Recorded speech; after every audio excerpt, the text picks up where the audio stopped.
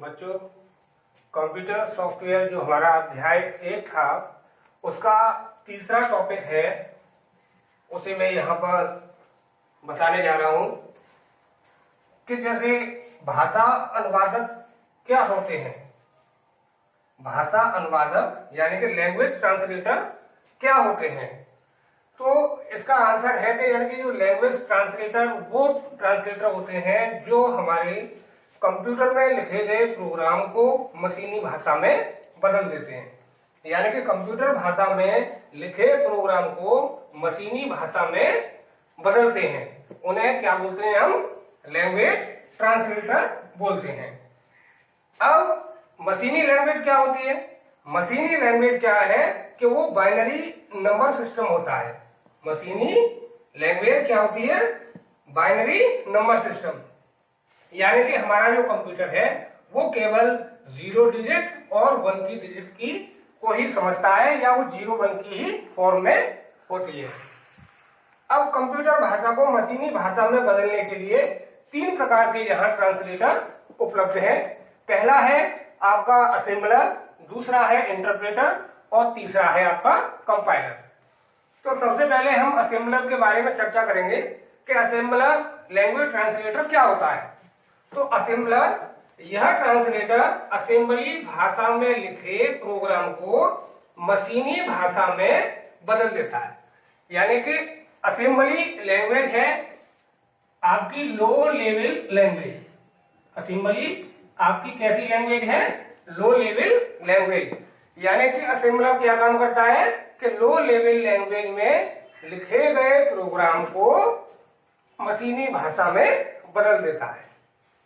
जैसे एक ये डायग्राम के द्वारा मैंने ये बताया है कि जैसे ये असेंबली भाषा में सोर्स प्रोग्राम का मतलब होता है कि वो स्टेटमेंट जिनसे एक सॉफ्टवेयर बनाने के लिए प्रोग्राम लिखा गया, या हम ऐसे कह सकते हैं कि स्टेटमेंट क्या होते हैं? तुम्हारे प्रोग्राम के कथन होते हैं। तो असेंबली भाषा में सोर्स प्रोग्राम क्या हो गया? आपके स्टेटमेंट। तो स्टेटमेंट क्या हो गया यहां पर? इनपुट। स्टेटमेंट क्या हो गया? इनपुट।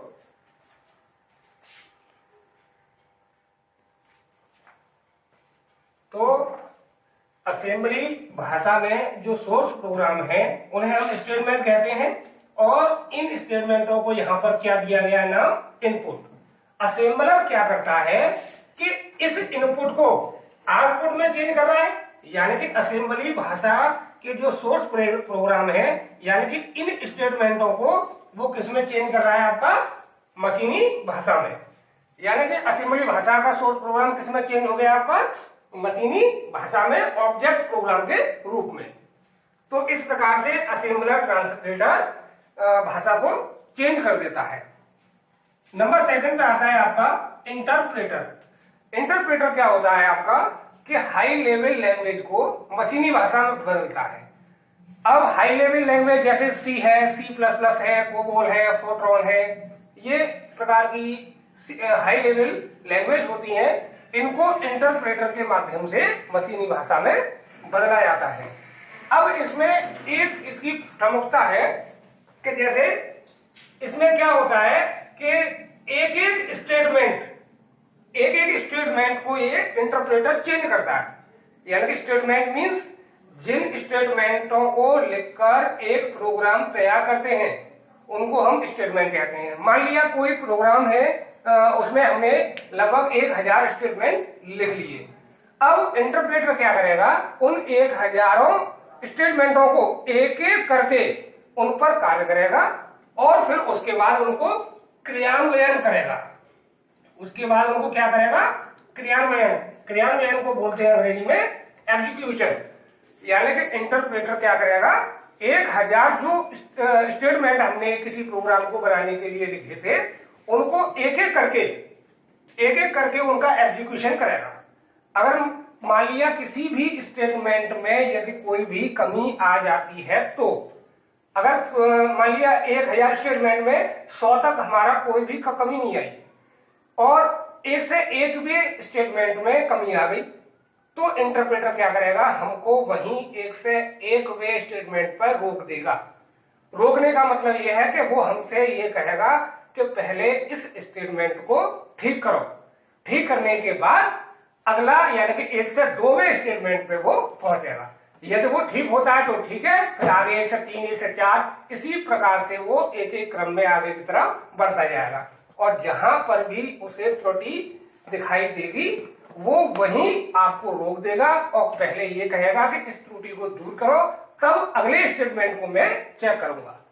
अब ये बड़ी समस्या हो गई। मान लिया कोई प्रोग्राम, तो अभी मैंने एग्जाम्पल बता दिया कि 1000 स्टेटमेंट लिखे हैं और जब बड़े बड़े प्रोग्राम बनते हैं तो उसमें लाखों स्टेटमेंट होते हैं। अब लाखों स्टेटमेंट के लिए एक एक करके वो हमको पहले से ही पता ही नहीं होगा कि इसमें कितनी कमियां हैं। एक एक करके हमारे सामने आएंगी, बड़ी समस्या आएगी कि लगभग हमने 1 लाख स्टेटमेंट लिखे हैं तो उस 1 लाख स्टेटमेंट में कितनी कमियां होंगी, टाइम भी बहुत सारा लगेगा।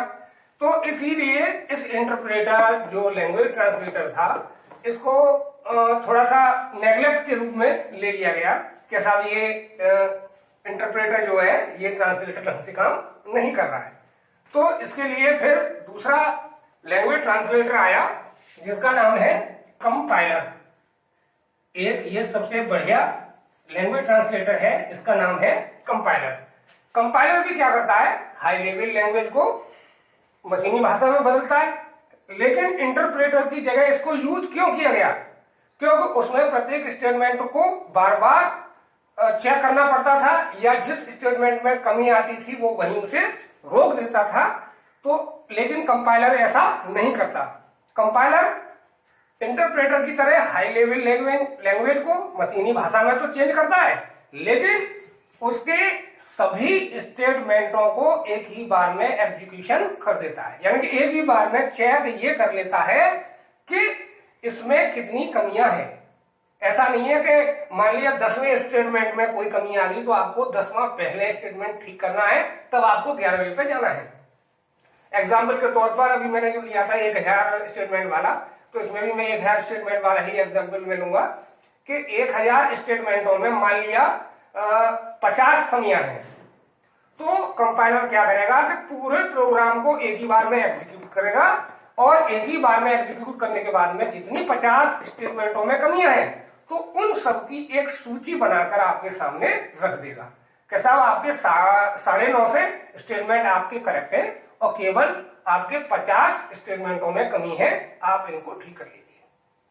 तो इसलिए इस कंपाइलर का सबसे ज्यादा प्रयोग किया जाता है। इसमें बड़े बड़े प्रोग्राम, जो मैं लाखों स्टेटमेंट की बात कर रहा था, उन लाखों स्टेटमेंटों में भी ये पता चल जाता है कि आखिरकार हमारे कितने स्टेटमेंटों में कमी हुई है और हम उस कमी को आसानी से दूर कर सकते हैं। ठीक है बच्चों, इसके बाद एक छोटा सा टॉपिक और रह जाएगा, उसे मैं शायद कल तक अपलोड कर दूंगा। फिलहाल जितने मैंने ये बताए हैं, जितने मैंने ये समझाए हैं, अगर कोई बात समझ में नहीं आती है तो मुझे ग्रुप पर कमेंट कर सकता है। इन वीडियो को मैं यूट्यूब पे भी अपलोड कर रहा हूँ, वहां से इसके जो PDF फाइल मैंने इसकी जो बनाई है उसे मैं डिस्क्रिप्शन बॉक्स में लिंक कर दूंगा, वहां से इसे डाउनलोड भी आप कर सकते हो और अपने अपने नोट्स तैयार कर लें, क्योंकि ये इतनी मेहनत कर करके मैंने ये यहाँ बनाए हैं, आप लोगों को मैं इस गर्मी में पढ़ा भी रहा हूं। तो मेरी यही अपेक्षा है कि आप सभी लोग इन नोट्सों को तैयार करेंगे